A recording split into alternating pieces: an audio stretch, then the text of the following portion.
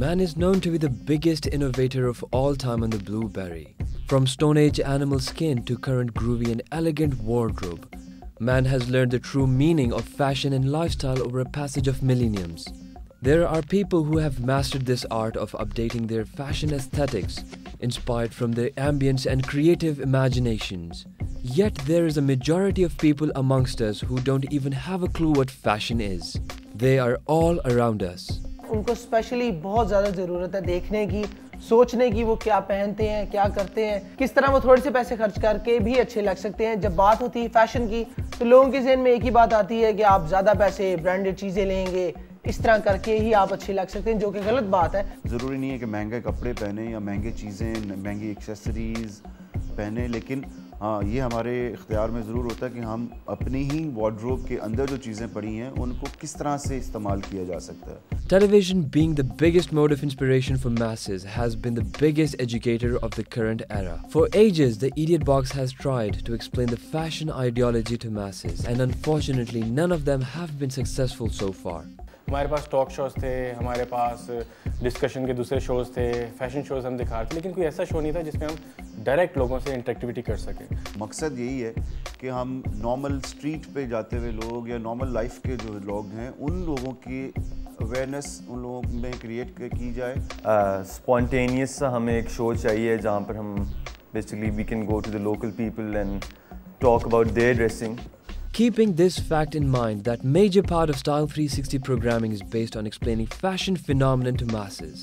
Personally, I think कि बहुत ज़रूरी है ऐसे प्रोग्राम होने चाहिए जिससे आपको अवेयरनेस मिले, किस तरह से लाइफस्टाइल अपना रखना चाहिए, क्या आपको पहनना चाहिए, क्या आजकल ट्रेंड्स आए हैं, फैशन क्या है, कलर्स क्या हैं। After thorough research work and months of planning, Style 360 succeeded in designing a master plan to influence the concept of fashion ideology amongst viewers.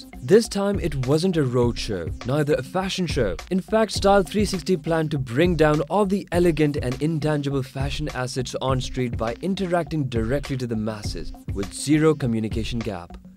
जब प्रोग्रामिंग डिज़ाइन हो रही थी तो उस वक्त हमें एक ऐसे प्रोग्राम की ज़रूरत थी जिसमें हम लोगों से डायरेक्ट डोर टू डोर जाके इंटरेक्टिविटी कर सकें और उनकी फैशन एस्थेटिक्स को इम्प्रूव कर सकें। नॉर्मल लाइफ के आदमी को may be he doesn't know about the colours, he doesn't know about the trends, available भी हों प्रोडक्ट या मार्केट में अवेलेबल हैं, बट अब you don't know, you spend money on wrong things. बेहतर है कि आपके पास एक चलता हुआ मोबाइल कंसल्टेंट है या एक्सपर्ट है जो जाता है और बेसिकली यूथ के लिए बहुत यूज़फुल है। And for the first time in the history of the world, Style 360 gave birth to a fashion inspiration roadshow called 11 Number. इसको शुरू करने का मकसद यही था कि हमारे नौजवानों में अवेयरनेस पैदा की जाए, स्कूलों कॉलेजों में और डिफरेंट इवेंट्स पे जाके लोगों से गप मारी जाए, उनसे बात की जाए about their fashion and styling sense, what they are wearing, how they are wearing, how they have compiled an outfit, what they are wearing. 11 number की ज़रूरत हमें हमेशा से थी, आज भी है। Through this show, people can start being comfortable in what they wear. अस्सलाम वालेकुम, आपका नाम? उमैर सर। उमैर, मुझे ये बताओ कि जो हेयर स्टाइल तुमने रखा हुआ है, इस तुम्हारे हेयर स्टाइल के ऊपर, ये बालों के ऊपर ये सफ़ेद और ब्राउन मिक्स क्या हुआ है? सर एक्चुअली ये मेरे ना वाइट बाल नेचुरली हो गए हैं। हाँ, अच्छा हो गए। और ब्राउन जो है वो किधर से है? वो मैंने वहाँ कलर किया था तो वैसे हो गया। तो ये कलर करवाने की वजह से वाइट हुए है ना?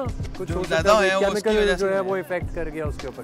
तो मुझे ये बताओ कि तुमने बहुत कैजुअल ड्रेसिंग की हुई है, बहुत कम कपड़े पहने, इतनी सर्दी में कितने कम कपड़ों के साथ कैसे सर्वाइव कर रहे हो? एक्चुअली सर मैं आपका शो ना बहुत रेगुलरली देखता हूँ। अच्छा। मैं बताना चाहता ये हूँ आपको कि आप कहते हैं कि ये इसने अच्छे कपड़े में, इसने नहीं पहने। बात ये कि जिसके पास जितने पैसे होंगे उतने अच्छे कपड़े पहनेगा। बिल्कुल ठीक है ना? इसमें उस बंदे का सेंस उनका काउंट नहीं करते कि उसने अच्छे कपड़े, भाई आप एक अमीर बंदे यार, आपने अच्छे कपड़े पहने, मेरे पास इतने पैसे मैं उतने पहनूंगा ना। तो इसमें आपका स्टाइल की कोई बात नहीं है। आते मसला हम पहनेगा अच्छे कपड़े क्योंकि भाई उसके पास पैसे हैं, हम नहीं पहनेंगे, हमारे पास नहीं है। तो स्टाइल की तो कोई बात नहीं है, तो लग्जरी है, स्टाइल इज अ लग्जरी। ये मेरा लग्जरी का ताल्लुक है, ऐसे ना मैं लग्जरी नहीं अफोर्ड करता, मेरे पास जो है यार, मैंने जितने पैसे हैं उतने पहले। तो इसमें मेरा ख्याल है कि बस जैसे है ना बंदे को पैसा होना चाहिए। स्टाइल अगर बंदे का देखना है आप उसकी देखेंगे, उसके जो the way he move, the way he speak, that is called his style. तो ये कपड़े मेरा स्टाइल नहीं, ये दीपक बरवानी ये जो डिजाइनर है लिवाइस, ये उनका स्टाइल है। क्या ख्याल है? मेरा तो अपना ये नहीं, तुम्हारी बात एक इमोशनल एस्पेक्ट से, अगर हम इमोशनल एस्पेक्ट से बात करें बिल्कुल ठीक लग रही है, लेकिन आतिफ असलम बहुत बुरे कपड़े पहनता है मेरे भाई, उसको जितने भी पैसे दे दिए। मेरी बात सुनो, मेरी बात सुनो। अब तुमने बोल दिया ना, बहुत जज्बाती स्पीच दी है, मेरी सुनो जरा बात। तुमने बहुत अच्छी बात की कि फैशन और स्टाइल का पैसों के साथ ताल्लुक नहीं है, और यही बात मैं तुमसे कह रहा हूँ। मुझे नहीं, मेरी बात सुनो। क्यों? मैं आपको बताता हूँ। एक बंदा एक सफेद टी शर्ट और एक नीली जीन्स में बहुत स्टाइलिश लग सकते हैं, ठीक है? लग सकते हैं या नहीं लग सकता? बताओ। एक बंदा अच्छे इंसान के पुत्रों वाले बाल बनाकर बहुत स्टाइलिश लग सकता है। अभी यहाँ पर मुझे एक लड़का मिला, उसने एक काली टी शर्ट, काली जैकेट और नीली जीन्स पहनी हुई थी। मैंने उसकी बड़ी तारीफ की। क्यों? वो अमीर था, उसने मुझे पैसे लगाए थे, या उसने आपको पैसे लगाए? बात ये नहीं है। अपनी जिंदगी एक्सक्यूजेस के अलावा जीना सीखो, ठीक है? वरना सारी जिंदगी दूसरों को ब्लेम करते रहोगे और जिंदगी में एक फेलियर बन जाओगे। सर मैं ब्लेम किसको कर रहा हूँ? लोगों को ब्लेम ना करो कि इसके पास पैसा है, उसके पास पैसा नहीं है। स्टाइल आपके यहाँ से है, स्टाइल आपकी जेब से नहीं है। मेरी बात सुने। एक वाइट टी शर्ट आपने यहाँ से किसी तुम्हें पता है ये शो, तुम्हें पता है ये शो कितना चल गया? तो मैं तो कुछ नहीं बता रहा हूँ ना। नहीं, मुझे बताओ कितना चल गया?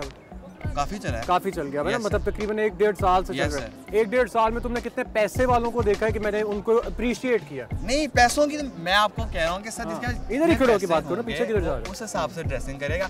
मैं कोई आपको किसी से जनरली बात है, किसी से ही पूछ लें। अब मैं क्रॉस रोड के कपड़े नहीं ले सकता। भाई क्रॉस रोड में किसने कहा है? तुमने? मैंने क्या क्रॉस रोड का पहना था बताओ? मैं आपको एक बात बता रहा हूं ना। बता तो सही भाई। सर मैं आपको भी बात बता रहा हूं। आप देखें सर, आप जो ना ये लंडे से लिया है, लंडे से लिया। अब सर अब आप क्या करूं मैं? ये अब मुझे पॉइंट वो नहीं है, पॉइंट वो नहीं है। आप मुझे डिस करने के लिए भी तो बोल सकते हैं। नहीं यार, वो बात नहीं, मुझे कोई जरूरत नहीं आपसे झूठ बोलने की। आप मेरे कुछ नहीं, मैं आपका कुछ नहीं, ठीक है? पॉइंट बीइंग कि स्टाइल जो है ना, ये यहाँ से आता है। और दूसरा पॉइंट आपके लिए बहुत इंपॉर्टेंट ये है कि दूसरों को ब्लेम करना छोड़ें और अपनी जिंदगी का ब्लेम की मैं बात नहीं मैं कर रहा। मैं आपको thank you so much, thank you so much.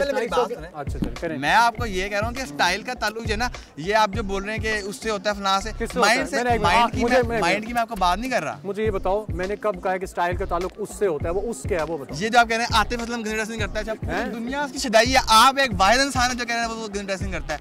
आपको किसने राय दी थी कि आप कहें वो गंदी ड्रेसिंग करता है? आप मुझे ये बता दें, पूरी दुनिया शुदाई है कि नहीं है भाई उसकी?